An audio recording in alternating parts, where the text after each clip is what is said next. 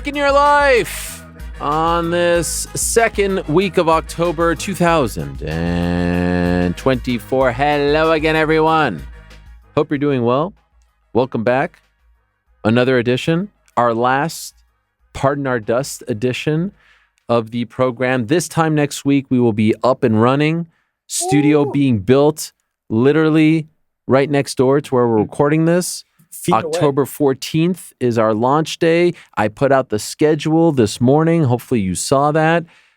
Everything will be back to normal and then some. But of course, as we've been doing out of the kindness of our hearts, we've been doing these podcasts every Monday, our Pardon Our Dust podcast, to keep you enlightened and up to speed on everything that we are building and doing here at the Uncrowned headquarters within the Yahoo Sports headquarters. And there's obviously a lot to talk about on this Monday. By the way, it feels good to say back in your life, like with a, because when I do it on a Saturday night at 2 a.m. when my family is sleeping, it's a very subdued, it's like a back in your life. A little deflated. Yeah, no, it's very noticeable to me.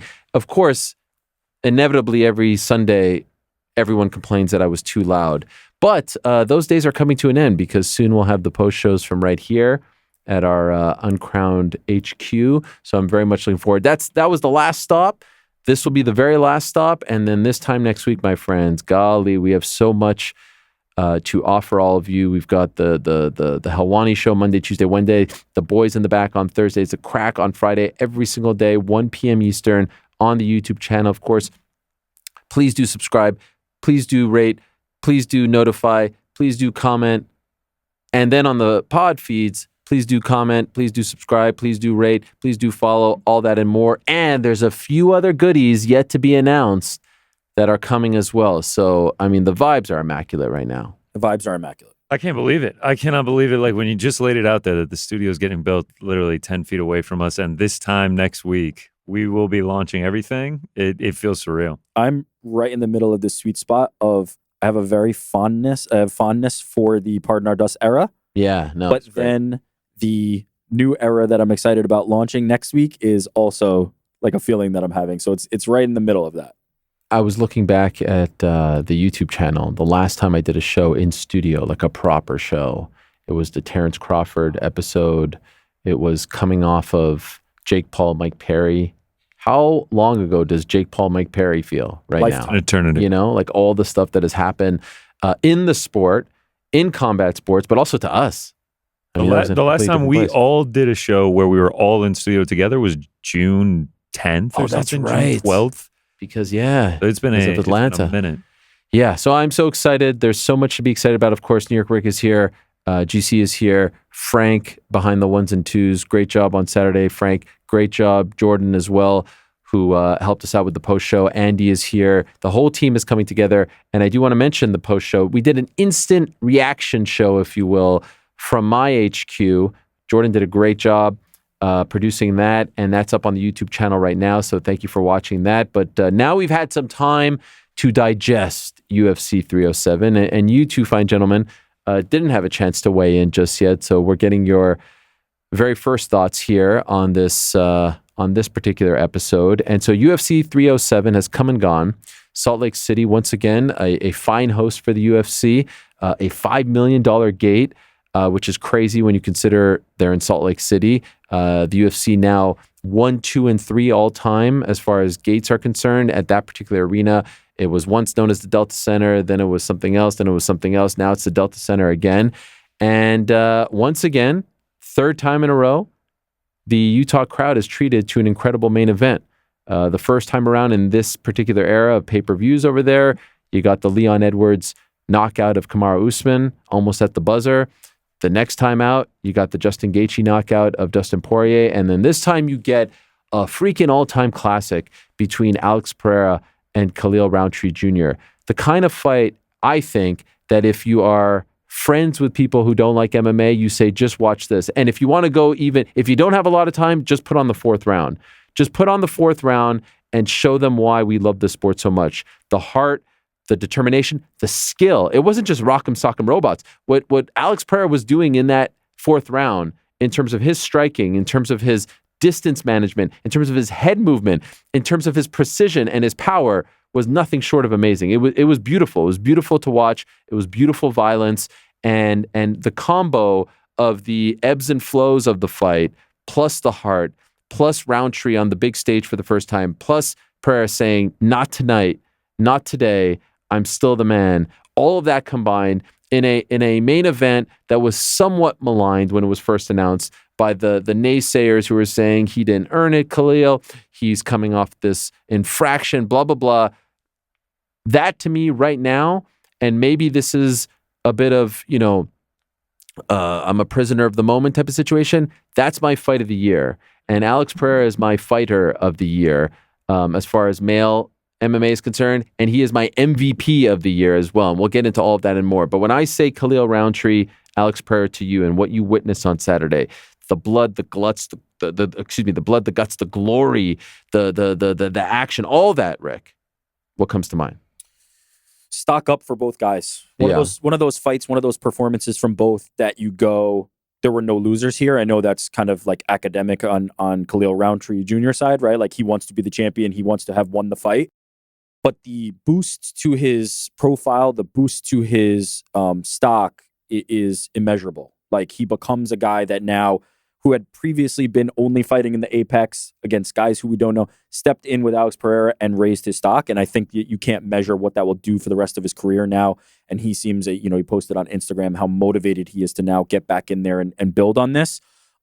He has a great platform, a great springboard to now do that. So stock up for him. And then what more do we need to say about Alex Pereira at this point? Like he has been the poster child for the UFC now for the last several years. Every time they need somebody to fight, right? It sounded like after the fight, he listed off a litany of reasons that he could have potentially pulled out of this fight. And if he was a lesser man or not Alex Pereira, he might have, but he shows up reliably every time. And not only does he show up, not as only is he the guy who says, "Call me and I will answer the call." When he gets in the cage, he delivers the violence and he wins all these scenarios. So I don't know if there's somebody who right now has as much cachet with the fans, with the UFC, with everybody who's his colleague, with even opponents who are having to walk in there and face this guy. Alex Pereira is just one of one at this moment. I don't think there's anybody like him, and maybe there's never been anybody like him in history in terms of how active he is, and then also continuing to deliver these moments. Yeah, I mean, when it comes to Khalil Rountree, I thought he just like on Saturday night, how could have he had a better performance without winning the fight itself? I mean, I thought he had an excellent walkout. I thought it was very entertaining that he bought into the stare down. I know like ESPN and UFC, when they're producing it now, it's like they buy into these Alex Pereira stare downs, make them very dramatic. And then from the opening bell, as soon as the fight started, he looked comfortable, he looked calm, and he looked ready to fight. He won the first 2 rounds on all 3 judges' scorecards. And you're kind of sitting there like, what if this thing goes all 25 and like Khalil Rountree gets one of these last 3 rounds and he ends up winning this fight and taking the belt? Like it would have been crazy. And then when he dropped Alex Pereira, like he had huge moments in there. That head kick that almost landed as well. He had fantastic moments.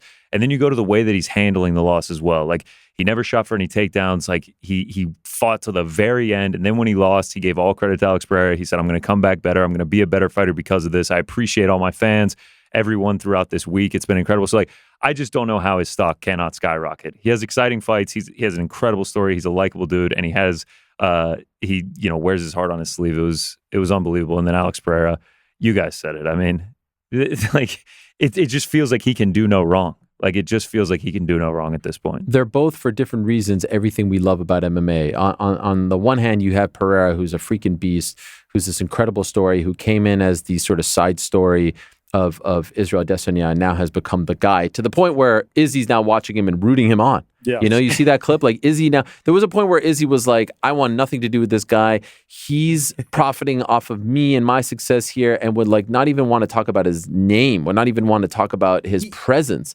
Eugene too. He said he was going to be sitting on a bar stool one day saying, "I fought that guy," and now Izzy's giving him shine. Yeah. Honestly, if you're Izzy, it's like, yeah, man, no one can beat this guy. But remember, I knocked him out. Like, Sure. like if I'm Izzy, that's the way I would look at it. I love Izzy and Alex together. And the one thing I'll say on this, I know we want to move on to the future, but it's the perfect story for both of them, right? It's in the place where Alex lost the last one, but he's gone on to so much more that it doesn't feel like he needs to get it back from Israel. And Israel has one of the best knockouts ever, the best celebrations ever. The one guy who can say, "I stopped Alex Pereira like this."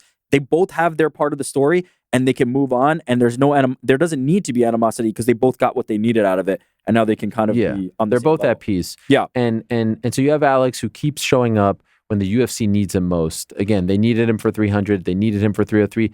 Again, they needed him for this card too, because once Islam got hurt, they had nothing for Utah. And so he steps up, and you mentioned it. He went through it at the press conference. His visa had expired. He was stuck in Brazil. He couldn't go back to Connecticut to train with Glover and Plinio, and kept going every day to get his passport, approved and checked to see if he was done. Then he comes over. He's sick. Antibiotics. He has no voice.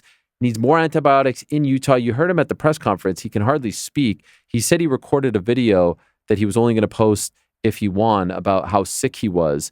And he also said that the ligaments in his toe have not healed yet. This guy is battling through a litany of things, and he shows up and he fights like that. And you mentioned GC Khalil in the first round. Like, those dudes, they were throwing with such, like... I compared it to like a guy coming into the ninth inning just throwing heat, like 98, right? Yeah. Like, this was such, not anger per se, but everything they were throwing had everything on it. Anytime they landed, it was like, oh, damn. Yes. Damn. Like, Or not landed. 99 I was like, man, that came close. percent of humanity is crumbling after one of those shots. And they're in there. And Khalil is so ripped and he's in such good shape. Like, everything just looks like it hurts, Both guys, it probably does. bang, bang. Yeah. And the first two rounds, like, it's mesmerizing. And then you're like, damn. But you're worried also for Khalil if you're rooting for him. Okay, like, is he just throwing too much in these shots? And how is the altitude going to affect him? And the fact that he hasn't fought since December, and the stage, will that affect him? And then Alex starts to turn it on. The whole thing was just a thing of beauty. And I'm talking about them representing the best of MMA. And then you have Khalil. He's so down to earth and he's so lovable. And he has such a good story. If you learn about his backstory, not only his personal story, but what happened to his father getting murdered and the stuff that he's had to overcome. And even, as you said, the way he is handling it in the aftermath. He didn't speak to the press because you probably by now seen the photos of how he looked, and he probably looks way worse now because that was in the immediate aftermath. There's like clumps of blood coming out of his nose. Dude, yes. When he did the Joe Rogan interview, I was like, what is that coming out? Like, it was like a full just strand of blood. But he comes on Instagram yesterday and writes, I didn't win the title, but I grew last night. Alex Pereira, thanks for helping me see that I'm ready to take on the world. Who says that? How can you not love this? You showed amazing skill. You brought out a version of me that I needed to experience. You're the champ for a reason, much respect, but I now know what I'm capable of. Salt Lake City, you guys were amazing, gave me such memorable experiences. And then he goes on to thank everyone. I'll be back even better. It's inevitable. I'm grateful. Never give up on yourself. Always fight hard. Uplift your communities and find ways to make the most out of life. It's just like, dude, come on. And he's like, he's emotional on the way out of the octagon. It's just like, how can you not support this guy and cheer for him? Like, and then on the cherry on top, his fights are almost always exciting and fun. Both guys are beautiful. Both guys are so fun to root for. And in a stretch, as we were talking about last week, where, there's been some results where the UFC is like, okay, how do we make stars? Like, you look at the pound for pound rankings right now, it's a little void of superstars. There's Alex Pereira, the MVP of the UFC, the male fighter of the year, the man, just delivering once again. And great. Now we have a new player at 205, and hopefully he takes a long time off. But can we just talk about that fourth round? Fourth round, when you go back and watch the sequence that leads to the finish of Alex just moving and just, it almost, to me, it was two things. It was like, okay, enough of this. And two, like, I found my flow. And then he was just flowing out there, right? And that's a high level, we forget, 2-division champion in Glory Kickboxing. Like, that is a high level striker. To watch him work in the fourth round like that was a thing of beauty. It really was. When we got to the end of the third, when the bell rang in the third, I knew that Alex was about to cook him. Like, that was it. That was the last gas that Khalil had. He gave everything and more. Like, you could not ask for him to give more of himself at that point. But I think by the end of the third round, it was very clear, like, Khalil was running on fumes and Alex was just getting started. And as he said before, like, that's kind of when he's at his best. Come fourth round, Khalil's, like, the leg is severely damaged, right? He's been accumulating those leg kicks. The gas tank's starting to empty. And you've just got a guy who's standing in front of you who is the boogeyman. Like, that is unfortunately for every opponent that he faces who he is. He's always going to be there. unless you do what Israel Adesanya did and you knock him out, which is easier said than done, he's going to be standing there and you're going to land your best shots and he's going to land his best shots. And, 9.99 times out of 10, his best shots are going to be better than your best shots. Once Khalil wasn't landing anymore, which he was doing effectively in the first 2 rounds, it was just a matter of time. And Alex is just too good at that. Yuri Prochazka got on Twitter and called it a hunt. And like rewatching the 4th round, which I did, that's really what it is like. It's just like he wore on him through the first 3 rounds. Obviously, Khalil had a bunch of success early on, but then those leg kicks accumulating. And it's just like, I cannot imagine. We talk about the punches they were throwing. I can't imagine how bad those leg kicks are from Alex Pereira. And it just keeps coming over and over. And then just what he did in the 4th round, the patience that he showed when he clearly had Khalil severely affected and hurt. It really was just like, it was like art. Like I couldn't sit down. It was just one of those things where you're like, this is crazy. Like he's whiffing on every shot right now, talking about Khalil because of Alex's head movements. It's just like why we love the sport. Like that's all I can say. It's one of those fights where afterwards you're like on a high. You're just like, that was just so incredible. And then the finishing sequence and everything, just a massive body shots, uppercuts. Man. It was amazing. It was amazing. It's a round that like, I will always be willing to just go back and just turn on and watch. It's just like, I got 5 minutes. I can watch this. He is just so money for the UFC right now. He really is. And afterwards, on Sunday, I was just walking my dog, Matcha, and I just tweeted something and I said, if I was in charge, I'm giving this guy a long break. I'm not having him return until around July or so. And man, people disagreed with me vehemently. Holy shit. I was like, okay, and listen, I understand. If you're a fan, you're like, give me this every weekend, right? I get it. And what was so funny to me was a lot of the arguments were, nah, he's 37. He's got to work. That's exactly why I think he should take a break. He's 37. Look, we saw what happened to some of the city kickboxing guys. You go back too soon, there's a bit of a drop off there. Look at this run. He's on an all-time legendary run. The difference between March and July is minimal for us as fans, but for him, it can make all the difference. You need to give him a break. I mean, he's essentially asking for a break when he's going through the litany of things. He'll never say it. They probably call him for December, but like I see some people being like, have him and Tom fight in December. Are you out of your fucking mind? Look at his face. Look at his body. Look at everything that he's talking about. You cannot go up to heavyweight too and fight a killer. Come on, man. It's crazy. What am I off base with this? Here's my one put. No, you're in bounds on this. The one thing I would say is the sport has become too volatile and too unpredictable to the point where if you do anticipate him being out that long, what happens if you don't get that date, right? If all of a sudden you're aiming to have him in July, but then the fight falls apart and now we're looking at longer. Now you're looking at extending a time where you could be using him and he is 37 and he is the only one who you can guarantee at this point is going to show up and fight.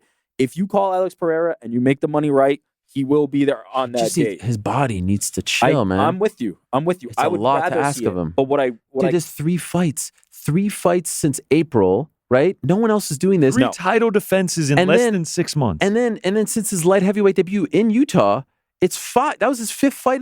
His 5th win since July. What happens July if, 30th. Too. Yeah. What happens if, though, you plan for July and then that fight doesn't materialize? Then what? With Alex, he's such a star. It doesn't really matter. And we'll get to who could be next for him.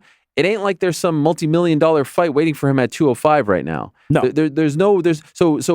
honestly, would only be big fights. Honestly, keeping him on the sidelines for a minute actually allows for some things to happen at 205. And we'll get to what's next in a moment. But here's what I would love for him, which I think would be super cool. And maybe the ship has sailed on this. They tend to go to Brazil around May or so. Yeah. I would love to see him in Rio. And remember, the original plan was him in Rio this past year, but then they needed him for 300. That would be Brazil deserves a guy like that right now. And they've been so good to the Andersons and the Joses of the world.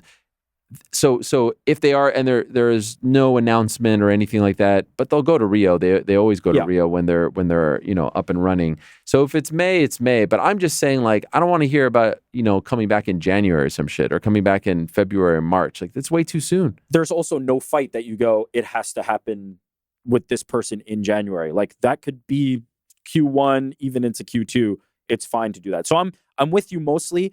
My fear is the sport has become so unreliable in terms of that long-term planning. Yeah, Everything just seems to not happen when we look that far ahead. We got to see what happens with Ankalaev, too. So let's discuss. Magomed Ankalaev, I think everyone agrees, should have been fighting for the belt on Saturday. If this was a meritocracy, if this was based on win streak, I believe it's 12 unbeaten. There's the one no contest. There's the one draw, blah, blah, blah. No one is saying that the Ankalaev Pereira fight would have been as exciting, right? There's just UFC was proven right by the booking, by the result of 100%. Saturday. I was going to say, I'm glad he was fighting. And I think we all kind of had a feeling. I mean, I think I said it last week. There's just no thought in my mind going into that fight. There was no thought that this is going to be a boring fight. You tried to jinx it, and it still didn't even work. Yeah, it didn't work. Yeah. But in 2 weeks, he's fighting friend of the show, Alexander Rakic. Yes. If he wins that fight, do you have to give it to him? No. You don't? No. Holy shit. I feel like you book it. Who else is there? At 205? No. It's not going to be at you're 205. saying go up to heavyweight. Yeah. So is it just like a classic Anderson Silva's fighting Forrest Griffin type of heavyweight fight? The meaning name I have in mind is Ciryl Gane. That's the name that's coming to my head. Ciryl Gane gets his job done. So Ciryl Gane was supposed to fight on this card. The timing would have been better there, but now... No, maybe it's not. He's free. No, but you're saying don't do the booking. But I guess it's a long... December, right? It's a long... Yeah, okay, fine. So if he wins... If Ciryl Gane wins, you give him Ciryl Gane... the fight I really want is Tom Aspinall versus Alex Pereira. But what I think would be a better potential step and something that I think you can achieve easier, because Tom Aspinall's future is, kind of uncertain, is Ciryl Gane versus Alex Pereira. You move up to heavyweight and you do an Anderson Silva type. He has earned the opportunity to be in that realm. I get if somebody would come to me and say, does there not have to be some meritocracy in the sport? I think the idea that it's only meritocracy has been gone for a long time. But doesn't there have to be some meritocracy? Doesn't Ankalaev have to get a shot? No. Okay, so what like you're Hunter Campbell, Ankalaev wins. By the way, if he stops Rakic, does it help? No, nothing. Doesn't change it. I'm happy you're saying this, not me. Yeah. Okay, what are you telling Ankalaev? 13. Sit and wait for a bit. Wait, or you need a couple more? No. He doesn't need a couple more, but you have to wait. If he wins, he cannot accept. But by the way, if he's not of interest after that, what is the waiting going to do? I don't know if he's ever going to be of interest. Yeah. Well, you have to see what they if he does go up to heavyweight, you see how that plays out, right? There's the Israel Adesanya goes up and fights Jan Blachowicz, loses, unsuccessful, comes back, defends title, right? You can find the path there where you're back in your own division if you are unsuccessful at heavyweight. Do you think Alex Pereira is going up to heavyweight for a non-title fight? If it's a main event, I would like it. I actually don't mind that. Well, the Ciryl Gane matchup feels like it's nice. I can just see them both bouncing in there, just like a nice strikers affair again. That feels like a pay-per-view headliner for me. Oh, yeah. Also, how long do you think it would take for Alex Pereira to balloon up to where he's comfortable fighting in heavyweight? I mean, John Jones took 2.5. I don't think he's on the John Jones plan of more. I think, right? Wasn't it 23? I think it was 3 years. Yeah, it was March 23 to February 2020. I also wouldn't be surprised. By the way, Ciryl Gane is one of the heavyweights where I feel like you're not potentially facing somebody who's okay. What if Gane loses? You doing him versus Volkov? I'd probably still do Gane, honestly. Pereira versus Volkov. Okay, so we're not even. Do you agree with this? No. I should stay at 205 and defend the title again against Ankalaev. Yeah, I think there's a clear matchup there. If Rakic wins, what happens? Yeah, then we're in a bit of a twister here. Are you doing Rakic versus? I don't know. He's on a bit of a losing streak. Yeah, it would be a gigantic win. By the way, again, we like to talk sometimes. We were talking last week about Julianna Peña and Kayla Harrison. We'll get to that fight, of course. Deep in the bowels of the UFC headquarters in Vegas, there's got to be come on, Rakic, get this done, right? But does that solve it? So he loses his. Rakic is a striker more. I mean, it's a bit of a better. What is the advantage of Alex? Look, I know that long streaks of title defenses are impressive, and that's how we build. Like Alex Volkanovski, right? It was like no, there's no good option. If not now for heavyweight, sure, when? Sure, this is the perfect opportunity. If you are the UFC, yeah, you do have to kind of be thinking would you rather book Ankalaev versus Alex Pereira, where Ankalaev, Bet Online released the odds and like early look odds, and Ankalaev is the favorite in that matchup. Like you risk a massive superstar losing his title to someone who does not share that same star power, or a guy who is a big name in Cyril Gane. Alex Pereira making his debut at 265, risking greatness, all of this. Like I could see how the UFC likes what you are laying out. I like Gane, but I would take any heavyweight. That's my honest. Volkov would be good. Okay, so just sticking with light heavyweight, you know what's like the greatest sort of compliment that Pereira is receiving in some respects is the fact that throughout history, look no further than Conor McGregor himself. When someone goes on a run like this, who has a striking style, the first thing people always say is, yeah, but he hasn't fought a wrestler. Here, everyone's like, please don't fight a wrestler. We just want more of this. Yeah. We don't want anything to do with this. Like, just give us more of this violence, right? So I don't see anyone really clamoring for this fight, which is, I think, a testament to his popularity. But just in case you're wondering who's out there at light heavyweight, Pereira the champ, Yuri is number 1. He's beaten him twice. No chance. Yeah. Ankalaev is number 2. He's fighting on October 26th. Let's see. Our old friend, Sweet Dreams, Jamal Hill, pissed off a lot of people. He's got to get a W on Saturday. He can't just. What did you make of the video GC of him?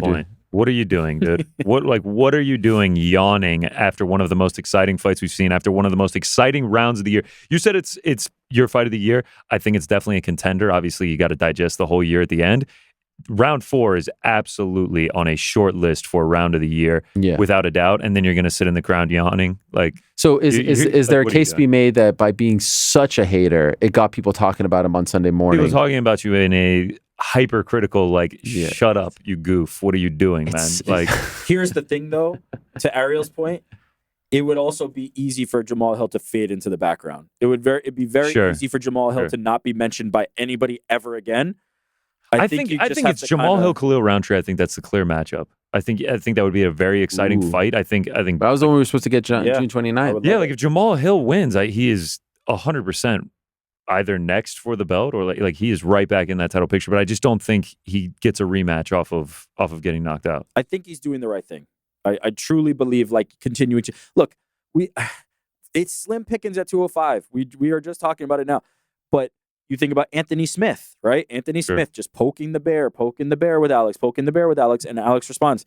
The clip of Alex Pereira responding and saying like he thinks Jamal Hill might have just woken up for 300. That's why he was yawning. What a good response. It is keeping Jamal in the... He's so calm, and you have to go through all the translations and stuff, and he's just like, the payout. And he's just like, I think he just woke up from 300. So good. It's just amazing. Great response. But it is keeping Jamal's name. I think he's doing the right thing. That's what I believe. Yeah, that he's doing the right you have to play the game. Like Julianna Peña, like we can all admit is not a fan favorite, but like she remained in the title picture by using her mouth to get there, like talking a bunch of shit and working her way into the title picture. Is there a desire for Pereira Hill 2 next? If Hill came out and did spark like a Khalil No, like next. Nah. I really believe because that's what he wants. Oh, no chance. Who?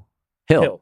Of course that's what Hill wants. Yeah. No doubt about it. He's confident that he can revenge this loss, and who doesn't want to just fight for the title? But he probably thinks, I'm a champ, I lost to him, I got hurt, like give it to me now. I'm sure he's going to say that. Of course, but no. Fighters are always going to think that. What does the UFC think? So you don't think there's a chance? I mean, maybe there's a chance, but I'm not interested. Especially like I really the only way that happens, Ankalaev loses, and then they're really and Pereira is adamant at staying, and they just want to put Jamal Hill over Rakic. Well, you said that Rountree Hill makes a lot of sense.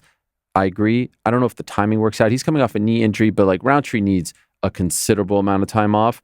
To me, Jamal Hill, Jan Blachowicz, Jamal Hill, Yuri Prochazka, he's got to beat one of these dudes. He didn't beat any of these guys to get into the title picture. He got into the title picture by a series of wacky things happening. First, Yuri gets hurt.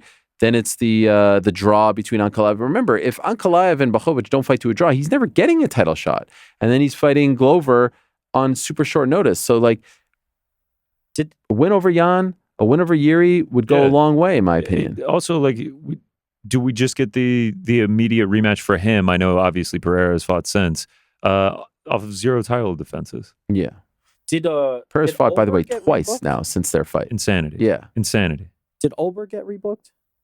Olberg was supposed to That's fight another Jamal. player at light heavyweight, think man. Olberg- I forgot about Carlos Hill was a good Olberg. fight too. There you I go. don't mind that. They'll take Olberg and shoot him right up there in the title put shot him before into- giving it to Magomed. Yeah. Yes, Can you I would. imagine the stare down between Carlos Olberg and Alex Pereira? Well, just going through the rest of the list, there's Volkan Ozdemir, there's Nikita Krylov, Khalil Ozdemir's look really good lately. He's a good name right now.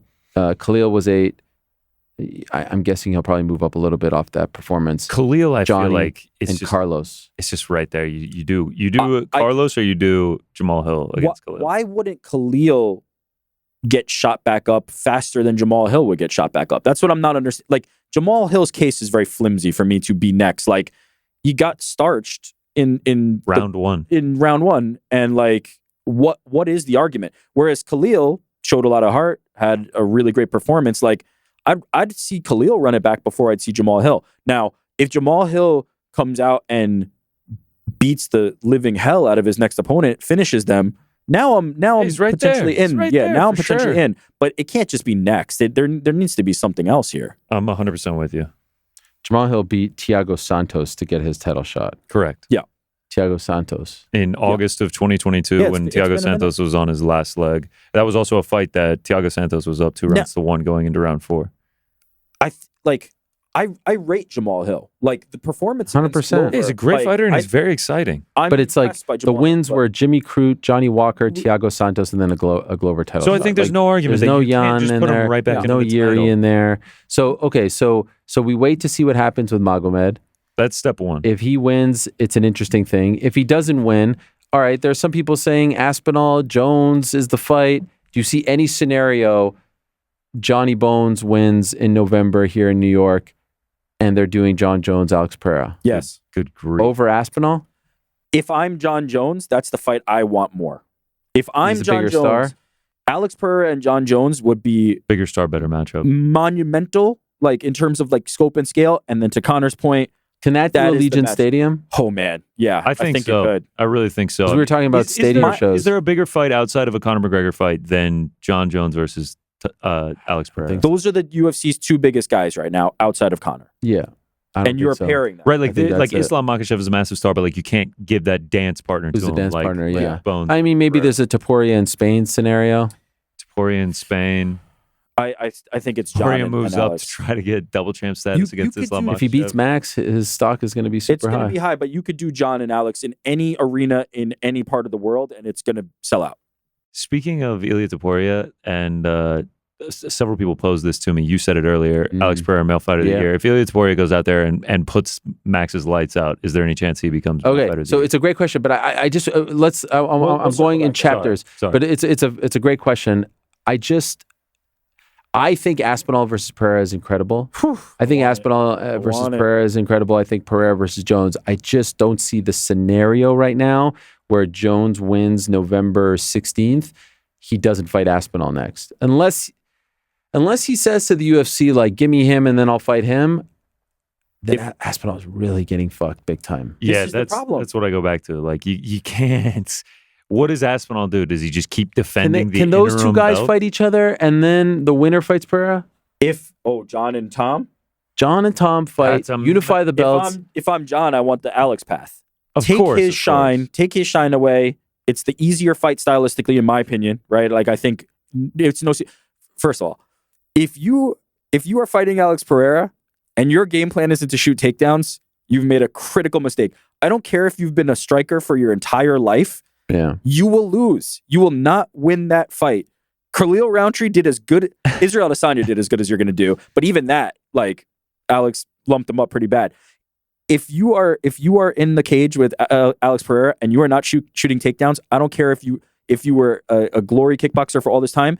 You better start training wrestling and you better try to take him down, because any other game plan is foolish. You will not win that battle. You want to know what's amazing is that if Magomed Ankalaev gets the title shot and all he does is go for takedowns and he wins a 25-minute decision just wrestling Alex Pereira, his stock will go down even further. He will yeah. become the champion and his stock will be as low as it can just get. ask Mario Bautista about that. The Mario Bautista Yes. tweets have been Yeah. insane. And we'll get to him as well. If you do John versus Alex, let's say John goes, okay, I want Alex, right? Bigger star. And by the way, he's talked about this. Like, he's been on Twitter and said he would rather fight Alex than Tom. He's talked like, get your stock up, Yeah. Tom. Now, is part of that just trying to needle Tom, or does he really Probably feel both. it? It's both. Then just do Cyril versus Tom in the meantime, right? Cyril versus Tom. Winner of that then fights the winner of Alex and John, and you've got it right there. Done. It's just such a raw crystal ball. When do we see Alex again, and against who? I'm going to go Alex in May in Rio against Magomed Ankalaev. What do you think? I don't know when, but we will see Alex versus John or Tom. Wow. There is so no more Cyril Gane. I would love that. Tell me what you think happens. I think that happens because what I'm predicting is something is going to fall apart, and the phone call that happens is to Alex Pereira, and International Fight Week next year. Alex versus John at Allegiant Stadium. Oh my goodness! There's one guy in light heavyweight and heavyweight, and hell, even middleweight. Like the Dricus Duplessis thing, I don't think is off the table for Alex Pereira. There's one guy who, if you make the call across middleweight, light heavyweight, and heavyweight, he will answer it and he will step in for a main event. And that is a valuable position to be in. I think his next fight is going to be massive. I like your scenario, GC, of him fighting in Rio, and I can see Magomed being that guy. If you just kind of look at the dominoes, John fights on November 16th. I think he wins, and I would like to see him fight Tom afterwards, and then I would like the winner of that to fight Alex. Here's the problem. Alex Pereira is 37, and at some point the wheels fall off. Father Time undefeated. I'm worried that the last stop before that super fight is Magomed Ankalaev as an almost 38-year-old, and the whole thing goes up in smoke. And he wrestles him to a 25-minute decision. And then we're all UFC fucked. is also worried about that. Becomes enemy number one. Yeah. Oh, God. And is there a world where he loses that fight just getting wrestled, and then he's free of the belt and he can move up to heavyweight now? Yeah, hey, honestly. Now I just dropped that one. Let me go up to get the next one. How much did Israel Adesanya's stock drop from getting wrestled? It's a good point. By Jan Blachowicz. This guy got knocked out cold, and no one cares. No one is bothered by it. No one even brings it up, really.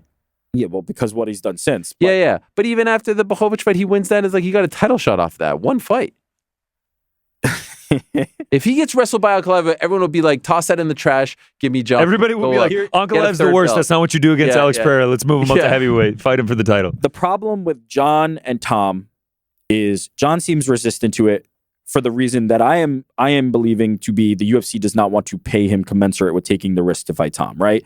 John Jones would fight Tom Aspinall if the UFC paid him enough money to do it. If they said, here's the bag and take the risk of fighting Tom, I'm very confident that John Jones would take that fight. He's not, quote unquote, scared.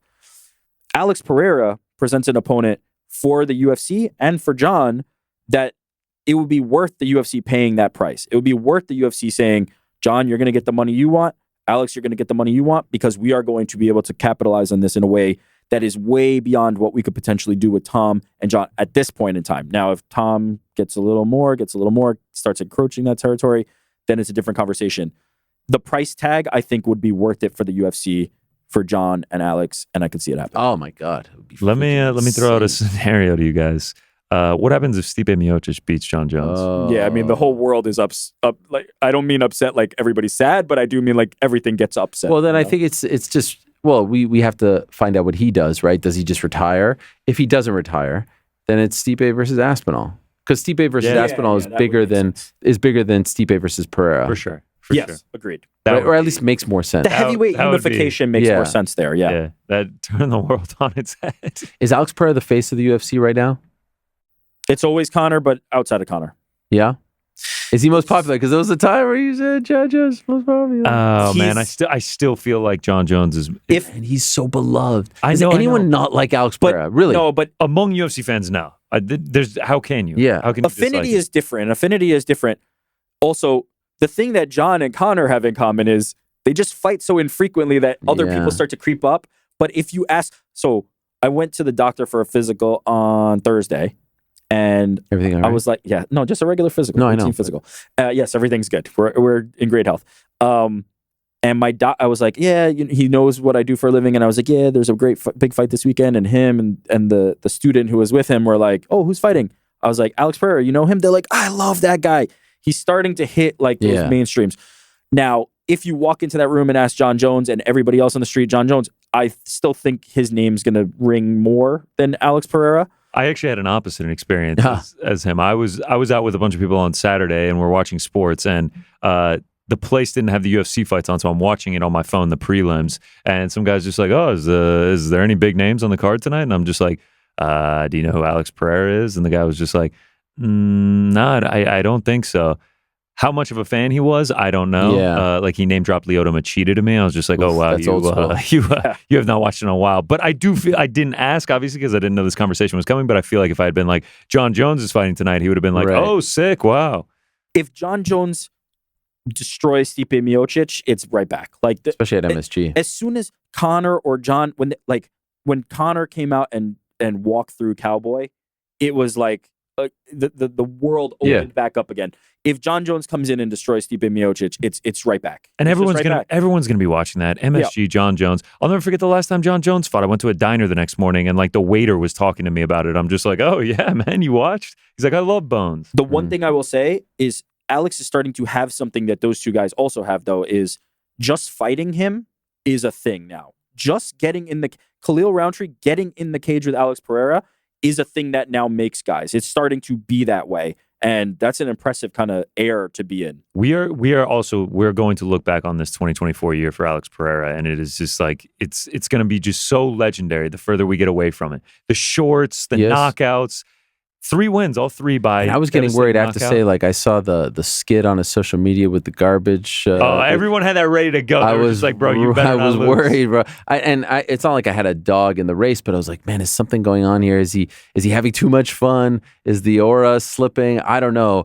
And the aura is infinite. No. And then afterwards, he's doing ASMR on the do you see that on also, the? Has his hand ever looked bigger than in that video? He made the microphone look like he's incredible. He's absolutely incredible. You say 2024, but it's been 2022, 2023, 2024. Yeah, he was my fighter of the year at 23. I know Strickland was most people's. Every year, Alex Pereira is the fighter of the year. Looking back, the 2023 fighter of the year prediction was great by you. He has become one of my favorite stories of the last few years just because of the low he was the guy, he was the answer, he was the Joe Duffy to Conor McGregor. He was the answer to who was this guy who beat him in kickboxing, and now he's a superstar. And so let us bring up what you brought up earlier, because I love the editor-in-chief of Uncrowned.com, Shaheen Al-Shadi. I love him. But I saw on Sunday that he said there is a case to be made if Ilia Topuria beats Max Holloway that he is the male fighter of the year. Shaheen, I adore you. That is a ludicrous take. What? How? 2 wins versus 3, and 2 wins that are very far apart. 2 wins, I'm not doing the revisionist history thing. I won't even bring up the state of Alex Volkanovski and what Alex Pereira has done in 2024 is nothing short of amazing, and it's always with his back against the wall. It's short notice for 300. It's saving the day 303 on like 10 days. He was in Australia when he accepted that fight, and even this one is relatively short. And he's battling all those things, and it's 3 finishes, and it's 3 incredible finishes against 3 different people. There's no art. It's done. It's a wrap. He's male fighter of the year. All right, here's what I will say. I've ruined the award show. That's usually our last award. We need to start with it and get it out of the way. To play devil's advocate, like you say that how far apart they were, like it is still encapsulated in the same year. 100%. It is 2024. It is also mind-blowing to think that Alex Pereira's all 3 of his fights will have been between Ilia Topuria's 2 fights. Yeah. But Yes. if he wins in incredible fashion, like That's a great year. He will have beaten 2 of the top 3 featherweights of all time and become champion and It's got amazing. the context. You're right. I'm also, that's it. That's all I'm saying. I'm just playing devil's advocate. I also vehemently disagree with Al-Shadi. Like, I just see the argument that he's making. You cannot deny 3 title defenses in less than 6 months, all 3 by KO. It's unbelievable. He is, without a doubt, the fighter of the year. The context matters, and I think if Volk had not fought the lightweight fights, it would be a completely different story, right? If we're looking at Volk just coming in, rolling, destroying all these featherweights, it's a different conversation, because now you become Chris Weidman, right? Now you become the guy who destroys Anderson Silva at the time when nobody could feel like they could do it. It would be different for me. Don't get me wrong. I still think Volk is a top featherweight, and I think that win deserves a lot of credit and praise. And if he beats Max, those are, puts to your Max point, out cold. 2 of the best. I actually think if you're going to make a case, it might be Max instead of Ilia, if we're being honest. If he wins in like highlight reel fashion. If Max comes off destroying Justin Gaethje in my fight of the year, I know or round, like we'll get into that conversation at some point in January. But if you're Max, who comes off the destruction of Justin Gaethje, and then you put out Ilia Topuria in impressive fashion, I actually think that guy is maybe the one who's more in the conversation. I have Alex. Yeah, nothing. It will not unseat Alex, but I would say that could enter you. Also, every time I see like a really nice knockout these days, some people are like contender for knockout of the year. No. I'm just like, please stop. There's one and nothing is topping. 100%.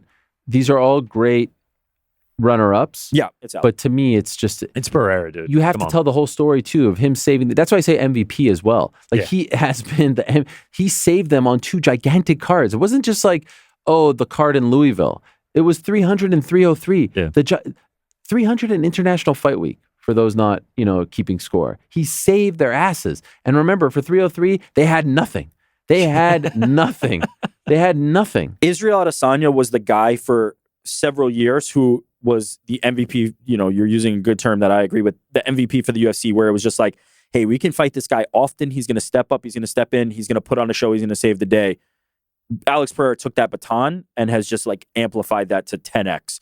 Every single time the UFC's in a tough spot, call Alex Pereira and he will deliver. His fights are unbelievable, and they end with these highlight reel KOs. Like, you can talk about Izzy. Like, there was a moment where like a lot of decisions from Izzy, people were starting to talk like, leg kick merch and everything like that, which is ridiculous. I do agree. But Alex Pereira comes out here and like someone's getting put out. There's never a boring fight. I mean, maybe the Jan is the one that you can argue with, and even Not that on one his I part.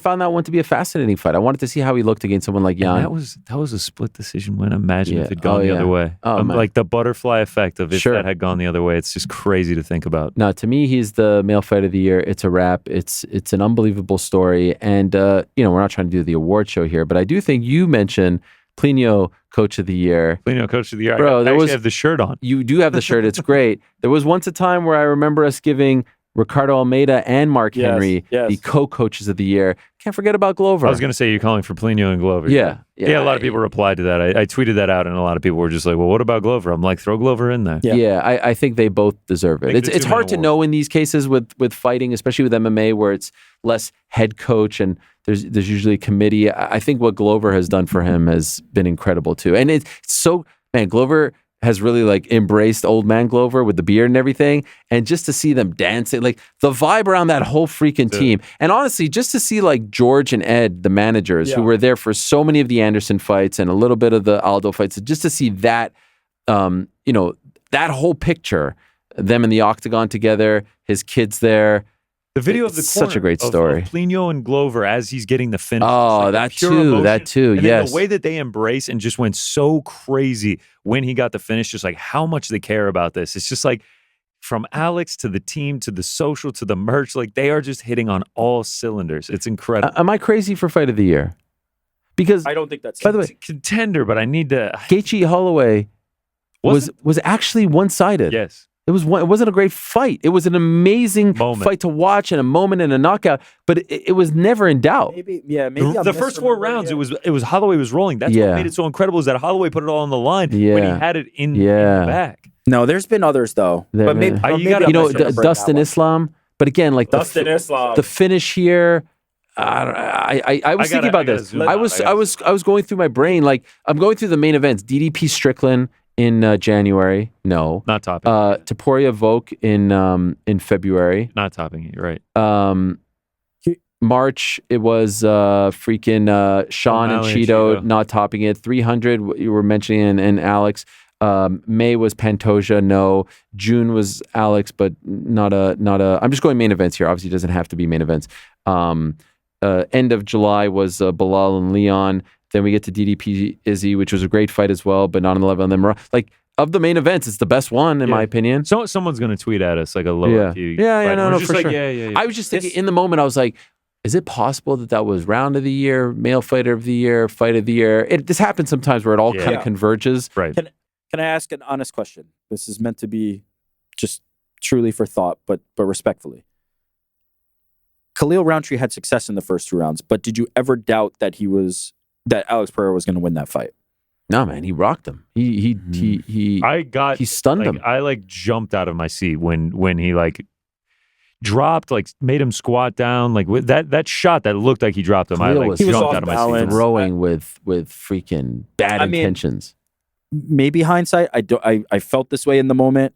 I was even texting in the thread. I did not feel like Alex was going to lose that fight at any point. And then by round 3, I was like, oh, not only is he not going to lose this fight, he's going to knock out Khalil Rountree.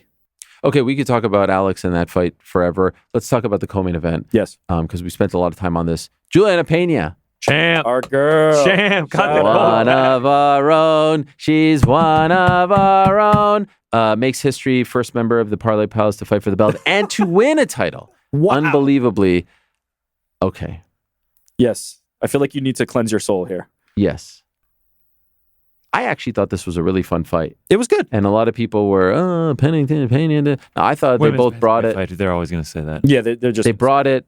There were certain things that I thought Pennington could have been a little bit more aggressive. I thought her corner wasn't that great. They were just like, we need more. I'm like, okay, so tell her what you need. Like, give her some sort of advice. In the end, as fun as it was, I scored it 3-2 for Pennington, excuse me. I scored it for Pennington. And I don't think that's a controversial take because I looked at MMA decisions. Yeah, and it's the least controversial take. Yes. Do you guys agree? I scored it 3-2 Pennington in real time. I think also the fact... Which rounds? 1, 4, and 5 Pennington. Yeah. And obviously finishing with her getting dropped, her dropping Julianna Peña in round 4, and then obviously, in my opinion, clearly winning round 5. I think that as we went to the scorecards, I was just like, okay, the Pennington won that 48-47. I think that's pretty clear. Rick, when I walked in this morning, was rewatching round 1, doing the research. Smart thing, yeah. I watched it over his shoulder. It was a very close round. Very close. It was a very close round. Wait, did your opinion change? I did not score it in real time because I was just like too emotional and invested in Julianna. She won round 1 in my opinion. And then she won 2 and 3. I think, that's uncontroversial. I thought she won round 1. 2 and 3, I think I think 2, 3, 4, and 5 were all clear. I think it was 2 and 3 Peña. 2, 3, 4, 5. 4, 5. Judges agreed. Fans kind of agreed. It's just round 1. Came down to round 1, which was 25 minutes ago by the time the judge scorecards were getting read. Yeah, no, 100%. But like in the moment you're scoring it, I have to go back. I thought it was 3-2 Pennington. By no means do I think this is a robbery. It's one of those. People like robbery. No. Robbery's Bro, wild. when it comes down to one round, it's not a robbery. It's not a robbery. I don't care how many times people want to cry this. It's not a robbery. Even if the 4 rounds are clear, the 1 round, you cannot say either side winning that round is a robbery. It was a very, very close round. So close. And I had Peña. By the way, even that 5th round was close. My brain was turning that there might be a chance that they gave 1, 2, 3 Peña and then a potential 10-8 in round 4 and then 10-9 Pennington in round 5 and we might get a 47-47. This is a big moment. This is a big moment for Julianna Peña. She didn't fight since July of 2022. She lost the belt to Amanda Nunes. She never successfully defended the title. Some people think that you're not a real champion unless you defend it once successfully. She has been through a lot. She's one of our own. We talked about how there's a bit of a bias here. I was expecting in that moment to come here and be celebratory, but I sit here with a bit of a broken heart because stupidly, I tweeted that I thought Pennington won because I'm trying to be Mr. Journalist down the middle and I don't want to have biases. And afterwards, I texted Julianna and told her how happy I was for her. And I think I actually used that exact phrasing. And she responded and all was good. And I said, I can't wait to have you on the new show. And then I woke up to a text from Julianna with a screen grab of my scorecard tweet. And she was not very happy. And so now I feel like I ruined a great thing. How do we mend the fences? Oh, I sent her such a long text. And then and this is in bed when I wake up on 4 hours sleep because you go to bed after the card and the post show. And she's like, who are you texting at this hour? All this. And I was like, it's Julianna Peña. And I'm apologizing for my stupidness, if that's a word, or stupidity. And I should have just learned the lesson of when there's a bit of a bias, just keep it to yourself if you think that person lost. Now I said to her, please come on the new show, rip a new a-hole out of me. Like, I'll take it. I don't care. I shouldn't have done that. But I also wanted the world to know that when I'm calling it, I'm calling it. So I don't regret the scorecard per se. I thought it in real time as well. But man, I felt bad. Like she's one of our own. We were just because like you thought she might not have won the fight. Like, doesn't mean you weren't supporting her. Please tell her that. Could you DM her? All right, listen, I sent her a DM and she just double tapped it. Wow. So I think she might be mad at all. Oh, she thinks we turned Well, her. not me. I wish. By the way, luck, and yeah, she just hit me with the double tap. Julianna. So then I didn't even hit the congratulations because I was like, oh, I don't know, I don't want to double text, then get a double tap, and then things get awkward from there. Let it be known, Julianna, I scored it for you. I would maybe say, that's our saving grace. Frank, how'd you score it? Absolutely for her. Okay. Yeah, 1, 2, 3, 4, 5 for Julianna, says Frank. Here's what I would do. I would rewatch round 1. Yeah. And then say I saw and it. then tweet it out. Let the world know. Yes. Let the world know. Yes. What happened. Yes. Just rewatch the fight. Robbery to think that she didn't win. I'm half joking, but truly, I rewatched round 1 this morning. 48-47 is a ludicrous score. Yeah. I rewatched the fight this morning, the first round this morning, and I did score it for Pena. It really was a very close round. It was just a swing round that was incredibly close, and 2 judges had it for Pena. Now, look, we have to keep it real. Afterwards, on the microphone, they do a great thing. Loved it. Split screen with Kayla. Good. So good. And she no-solds her. And Kayla was so good with the reaction. Yes. It's like, of course. Of now, course Kayla's going to eat this up. That's the best thing that could happen for Kayla. Okay, but what about for Pena? Because now it just looks like she doesn't want Kayla. No, but you could see. You could sell that? You try to get the Amanda fight because that's the one that you think is going to be. Okay, so she didn't botch it. No. I don't think so, no. Okay. I think either of those fights are fantastic. She's the heel in this scenario, right? For sure. Kayla's out there hugging Caitlin Vieira, praising God, and Pena's like, yeah, forget you. This is the John Jones, Tom Aspinall. It's replaying itself right now in front of us. The build is going to be great. The more you deny Kayla, the more you say, nah, not yet, sweetie. Like, that is going to make it bigger. That is going to only enhance if it doesn't happen. If you get Amanda Nunes, then that's the fight you wanted all along, and you get it. If you don't, now you've done this thing where you've built up Kayla by default by just being like, nah, it's not your time. It's not your time. I'm not thinking about you. I'm thinking about Amanda. It only makes it bigger. If she gets on the mic and is like, I want to fight Kayla, and Kayla's like, I want to fight her, the story's kind of over. That's it. It's boring. Yeah. Okay. They're already getting into it at the press conference. Presser was stuff. great. It's great. No, you take pot shots, but you pretend you don't even want the fight. You only want Amanda. Presser was great. Julianna carried. I love that. What did she say? Like, first Julianna was like, oh, you're new here. And she's like, I'm a 2-time Olympic gold medalist. I will say, Kayla running the resumes down was pretty great. Yes. And then she's like, I've had more fights. What did she say about I have had more fights? You started fighting like 2009 and you're 9-5 or whatever her record is. And then she's like, I started in 2018 and I'm 17-1. Yeah. Then Pena was like, look, fighting. It was close. It was great. Feel for Pennington. This is better for business. There's business. no doubt as we 1000%. ran through yesterday, or excuse me, last week, Pena Harrison, and there's Amanda tweeting again with her. Get her in the front row for that fight. Do it sometime in the first quarter. Yep. And now all of a sudden, bantamweight is back in business. Whoever wins gets on the mic, points at him. You even bring Amanda Nunes in the cage, and it's just like Amanda Nunes is coming back. Back and in it's a huge fight. Yeah, it's great. It's now, great. Were we worried at all that... so you're saying you have to do Kayla versus Julianna and Amanda's the next in line. I like that. I think you could do Amanda. Well, you do Amanda versus Julianna, and then Kayla's next in line. Fuck no. Kayla versus Julianna right now.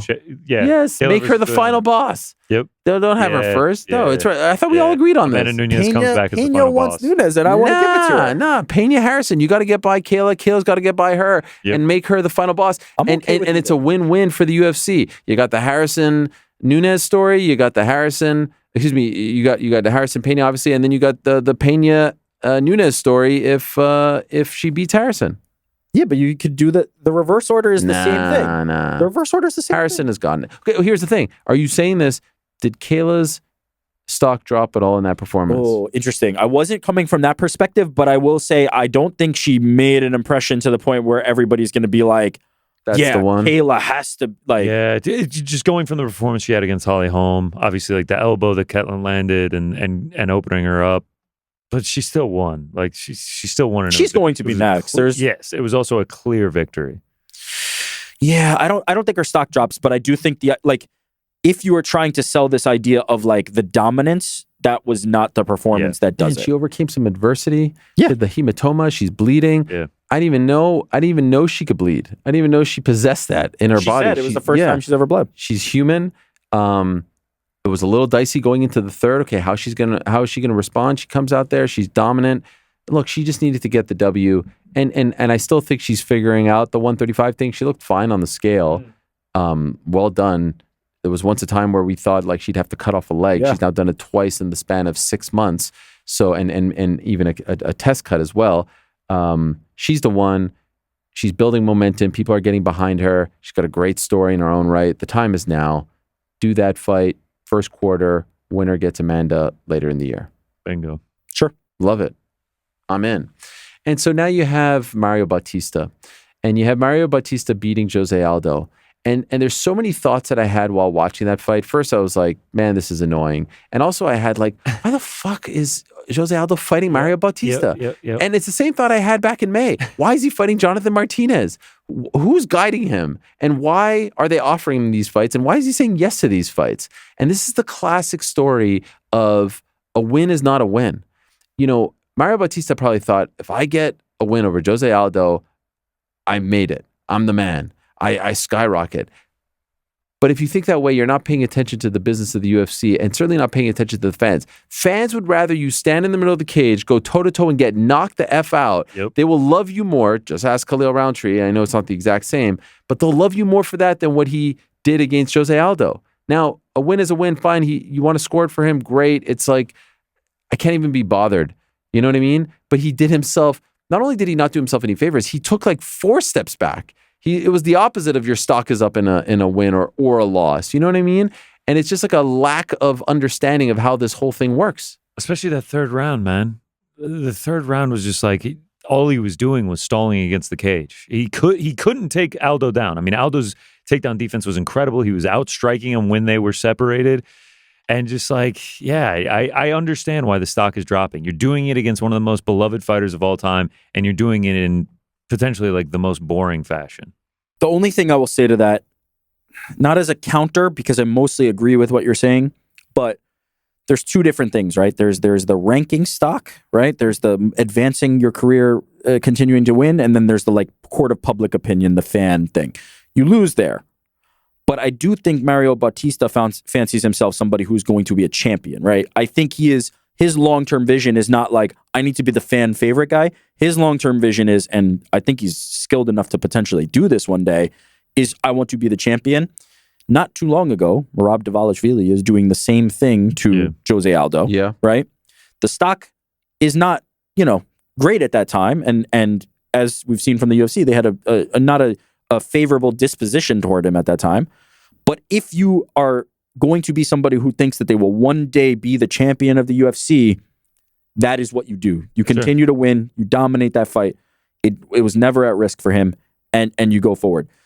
Right now, here in this moment, it didn't help him, right? It didn't like springboard it. It didn't catapult him. Well, yeah, because don't make the argument that he didn't dominate the fight. I think you can make a case that Jose Aldo won just because of the success that he was having in the striking. I mean, what was Mario Bautista doing? Failing takedowns against the cage? How did you guys even score it? Because I said 29-28 Aldo, but I was also biased. I thought Bautista won the fight. Yeah, I thought he won. But there's no world where you're giving him a 30-27. Nah. I mean, Aldo won round 2. Yeah. Like he had major successes in round 2, and then Bautista literally just stalled against the cage. I think it was Kenny Florian that tweeted out the judges gave him the round off of failing takedowns. Yeah. And the clinching getting construed as grappling. Fights like that, there isn't much to score, right? Like there's just not a lot happening there. I did think a lot about Merab, though. It's Merab. That is a very good point. I mean, that was just a couple years ago where he did something very It was a more similar. entertaining fight. I also think Merab more clearly won the fight. It just wasn't an exciting fashion. I think a lot of people really thought that you could score it for Aldo. And also, maybe this is just hindsight because Merab's the champ now, but I feel like Merab was a bigger name then. But the other thing is, why is he taking these fights? Why is Aldo taking Dominic Cruz? Can we just get like a Dominic Cruz fight? Give me like a fun The first time it made fight. sense to me. The first time it made sense to me because it seemed like they were trying to do a fight, and then he says, I don't know if it was this also is the true. last fight on his He deal. said he asked for somebody ranked. It was the last fight on his deal, so they could potentially send him out on a loss and not feel like they're putting his stock up. To then resign and come back and fight this fight again, like basically the same type of fight, that part doesn't make sense to me. The first time I got it, this time I do not get it. Why fight Mario Bautista? It doesn't make sense. People want him in fun fights. He's not really in the title picture at the moment. It's Certainly just not with Merab as champion, but I know this was booked before. But still, man. It does not make it is a complete misuse of Jose Aldo. As we just outlined, the way to beat Jose Aldo is to kind of do what Bautista did, and that does not help springboard him, and now Aldo has a loss. It doesn't make sense. It doesn't help either side. Is he just like the greatest defender of takedowns of all time? It's magic to watch. Unbelievable. Like, he just never gets taken down. If you're new to the sport and you want to see like Jose at his prime, I think especially in this regard as far as takedown defense, when he fought Mike Brown for the WEC title, Mike Brown was this beast wrestler who had just beaten Uriah Faber, and he was a freaking locomotive and so hard to stop his takedowns. And Aldo's hips and his sprawl and his takedown defense were a thing of beauty, and he beat him up and he won the belt. And he's been doing this that was what, 08, 09? So he's been doing this for 15 years, and he hasn't lost a step. By the way, at 135, he was on the scale on Friday, not looking too great. He looked very sunken in. This is at 135 as opposed to 45. I just think Bautista thought, let me get this win, and I'm good. And now I think he's going to get punished. He's going to go back to the Apex. No, I don't think sure. He's going back to the Apex. He's no doubt. I don't think he's going to be punished, but I don't think it had any. If he beat any other person on the roster in this same way, it would do exactly the same. He does not get the rub of the Jose Aldo name, and so therefore, I don't understand the booking. Right, the UFC didn't get anything material to benefit them from this. It doesn't make sense. I don't think he's going backwards, but I just don't think it helped him. You beat a legend like Jose Aldo, you want to springboard, and it didn't do that for him. It's unfortunate. And listen, I feel bad. Ultimately, it's one of those things where, like, the Texans beat the Bills yesterday. No one's ultimately penalizing them for lack of style points. But that's what this is. Even more so than boxing. Like in boxing, it's a bit of a thing where it's like, okay, you won, that wasn't great, but now you move on to the next. In this sport, look at the main event. Khalil Rountree didn't really deserve that title shot per se, but we all agreed it was the better matchup. And in this case, he gets a win over a legend, but he's probably not going to advance as a result of the way the fight played out. The fight itself is only a part of the story in this sport. Like the entertainment aspect, the outside the cage stuff, all that stuff matters, and this just didn't help. 7 straight wins, though. And he has had exciting fights in the past.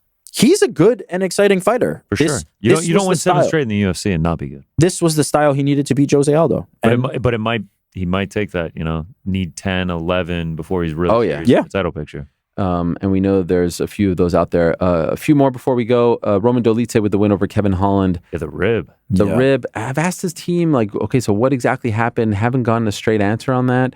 And there was that moment in between rounds. It's being billed a corner stoppage, but crew Bob Perez kept asking him. And you could tell Kevin didn't want to say I can't, but he was trying to say it without saying it. I mean, like we can never question Kevin Holland's toughness. Right. Like what he's been through. Go back and watch the Wonderboy fight. Like Wonderboy damn near had to kill him to end that fight. Like it had to have been very, very serious for him to not be able to continue. Honestly, in the moment, like it's probably the last 45 seconds or so, you could tell he's in pain, and he's just eating punches on the ground there. Oh yeah, from Dolidze. And I thought Dolidze was this close to stopping him. Yeah. Because you could tell he could not move. But he was trying his best. So credit to him. Tough blow. But I was honestly surprised Dolidze was the underdog going into that fight. I have to say. I know it wasn't a big one, but I thought this would be a tough matchup for Kevin Holland. I still think he might be better off at 170 if I'm being honest. But tough spot for him because I know Conor tweeted about him, McGregor that is, and then deleted it. You got an injured rib. It's hard to do anything. Just unfortunate. If they had sent him back out, he would have fought, I'm sure. He got knocked out or something, and right? just been hurt. Like he would not have been viable. He's no longer in that fight. It's useless. Right. Like how much worse do you make it to him? Like Roman Dolidze is a killer. Like you talked about him, potentially shouldn't have been the underdog. Like when he's on and he's playing his game, he can finish anyone at any moment, submission or knockout. So like, it could have gotten bad for Kevin Holland. And I saw a video of him speaking to Joaquin Buckley in the back afterward. Yeah. And like he was holding his rib while he was talking to him. Like he's just like in that much pain. Like he's just still just holding it. Speaking of which, I know we talked about Buckley Wonderboy last week. Was it you, Eric, who was like all Buckley? No. What I said was Buckley's gonna wrestle him, which I was right. Which I was right about. That is exactly how that fight started. Conor was the one who I think was backing Wonderboy. Yeah, right? I bet on Wonderboy, and man, it was looking good there for a second. That was like very few times, especially just because it's so hard to cheer. Like, you can't cheer against Stephen Wonderboy Thompson. Like, he's just like the nicest dude ever. And like to see him get knocked out like that, it's like one of the very few times where like I'm watching and like I just like verbally was like, no, like I like screamed in agony because I just didn't want to see him What get a knocked knockout, out though. Wonderboy was up in that fight, though, yeah? I thought it was 2018 Wonderboy, but I could have been biased. I saw a few of the scorecards on the TV that said 2018 Wonderboy as well. I thought so. But yeah, huge knockout. I mean, like, Joaquin Buckley does not have to do much to generate a massive amount of power. Yeah. Is Buckley in the mix now? Yes. How can he not be, dude? He just keeps winning. He gets on the mic. Like, he's, whether you love him or hate him, like, whoever he calls out, like, he's I don't want to say the exact Jamal Hill route because he's winning all these fights, but like, you know, he's gotten some criticism for things that he said on social media and on the mic, but like he's staying relevant and he's winning fights. Yeah, he had his Kumbaya with DC. Yeah, that guy. Can I get one too? The problem that Joaquin Buckley is going to face is he has some incredible names on his resume, but the performances are not definitive, right? Like even Luque looked like a shell of himself. Now this Wonderboy fight, it seemed like most people had Wonderboy up in the fight, and then he finds the finish at the end.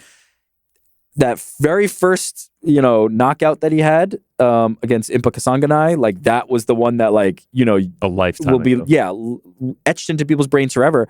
But he needs the dominant bell to bell finish performance, like the Luque one. I thought I was going to say, I guess people are just going to point to that Luque one, but he was so bad and he was so compromised. Yeah, the Luque one was so bad that people were like, "What's going on?" Yeah, what can I offer up two names? Yes. So obviously he has to take a step, and who would have thought, by the way, back in 2020 when he's viciously knocking out Impa Kasanganay, that both of them would be enjoying the success in 2024. That's incredible. Kasanganay in PFL, and he, I think some people were ready to write him off a little bit.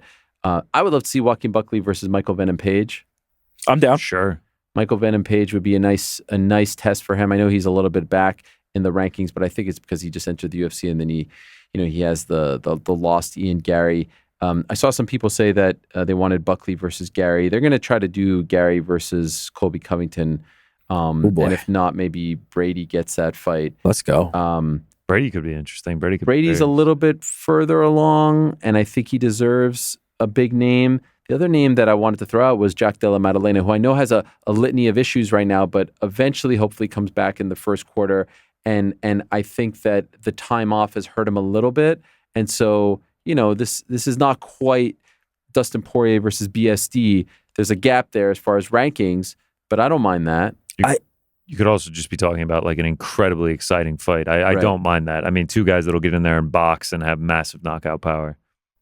I think those are good fights for Buckley. Like I think he can wrestle. Like I think he's gonna go in there and there's gonna be guys like Wonderboy and even like a Jack Della, or a Michael Venom Page, and he's going to be capable enough on the feet, but he's gonna see that there's a real advantage in the wrestling area, and try that, right? Like he did with Wonderboy, and then he kind of had to reverse course and kind of now try and strike with him, and he found success there too. He's well-rounded in a way that I think is going to pose problems for a lot of those guys, including like even a Jack Della or an MVP. I like his chances there, and that could be a real way to build him as a contender. So I'm down. We've seen JDM struggle with the grappling before. Takedowns, yeah. I mean, not only that Basil Hafez fight, but also the Gilbert Burns fight. Speaking of grappling, by the way, I got a bit of a scoop. It probably will come out by the time this is out. But our old friend Michael Venom Page has been testing the grappling a little bit. He's been working on the grappling. Spoke to him this morning. I wanted to verify that this was correct. And as a result that he's going grappling heavy, of course, we know what happened against Ian Gary. Yeah. He signed up for a Polaris grappling match. Let's go. Yeah, which I like. I like against for Joaquin him. Buckley. Not against Joaquin Buckley, but against a very familiar name. November 2nd, Michael Venom Page in Fairfield Halls, London, against the former UFC welterweight champion Carlos Condit. Okay. What? Yeah, in a Polaris grappling match. Wow, I love that. Fun, right? I love that so much. There's the poster right there. Oh, That's we got a crazy. poster and Yeah. everything. This is Has nice. Condit done anything since? Like, has he done any grappling or any like? Since retiring? Yeah. No, Anything else? I don't think so. Wow, this is like his return to combat. Yeah. I love that so much. That is sick. It's a really fun fight. Carlos Condit is match. back. And I like MVP saying I need to Trying, focus yeah. on Yeah. this. Said he's taking the rest of the year off in terms of fighting, but really has been focusing on the grappling and thought that it would be good to have something to shoot for. If you gave me 50 guesses, I would not have gotten Carlos Condit. Honestly, both of these guys. Yeah, I guess if you said Condit's coming back in grappling, I wouldn't have guessed MVP either. Wow. So there you go as far as 170 is concerned. And speaking of retirement, before we go, shout out to Carla Esparza. Loved the fact that she got the love. Loved the fact that she got the applause. Hated the fact that they were booing Tisha Pennington when she was talking about her grandmother. Yeah, man. Someone on Twitter said I was there and we just couldn't hear her. Oh, okay. We were booing the decision. Yeah. All that. I'll give you a pass. Okay. It was just uncomfortable to watch. And we've all been to events where it doesn't sound as good on the microphone, so I'll give him a pass. But honestly, I thought Carla won 29-28. And I love the fact that they cheered her. And again, I love the fact that the UFC, had the video package ready. Now, I see people saying like they don't have it for this. But remember, Michelle Watterson and Carla told us weeks in advance that they were done. And certainly told the UFC. Watterson kind of kept it to herself, but Carla was very open about this. So if you're someone, I know like OSP, and they don't have to do it for everyone, but if you're someone who's going to be at the end of your contract or retire in the moment, like they obviously can't have something ready for you. So you can't compare all these scenarios. But I love the fact that they're doing it, that they're honoring them. You see how much it means to them. The scenes with her son in the Cookie Monster outfit was great. Adorable. For those that don't know, that was her original nickname, Cookie Monster. And again, it was nice to see some people being like, yeah, she was the face of the strawweight division. She was the queen of the strawweights. She was the Invicta champ. She was the first UFC champ. She did win the belt again, even though it wasn't the greatest fight. And so every fighter deserves that kind of love and respect. And I was happy that she got it. I was worried that she wasn't going to get it, to be honest, but I was really happy that she got it. I just hope she can be satisfied with that. Say, we're done here, stick to the retirement and ride off into the sunset. An incredible career, somebody who is essential to the women's influx in MMA. Oh yeah, and the UFC. Yeah, me too. I mean, she put on a great performance despite not getting the decision. Yeah, the package was very touching. It was a really nice moment. The kid in the Cookie Monster was 10 out of 10. I'm with you. Just right off into the sunset. We haven't seen you in 2 years since the last time she fought. So yeah, I feel like this is perfect time to call it quits. 307 was fun. There were some ups, some downs, ends on an incredible note. A lot to digest. Hope you've enjoyed this. A fun weekend as far as combat sports are concerned. Bad Blood in Atlanta was great. The return of the final boss, The Rock, at the very end of the PLE. They shot a great angle afterwards. They're really using social media. Very smart, WWE is. They shot an angle with Cody Rhodes and Kevin Owens. Out by the loading dock and just fans. On the phone, right? Yeah. I brilliant. saw that.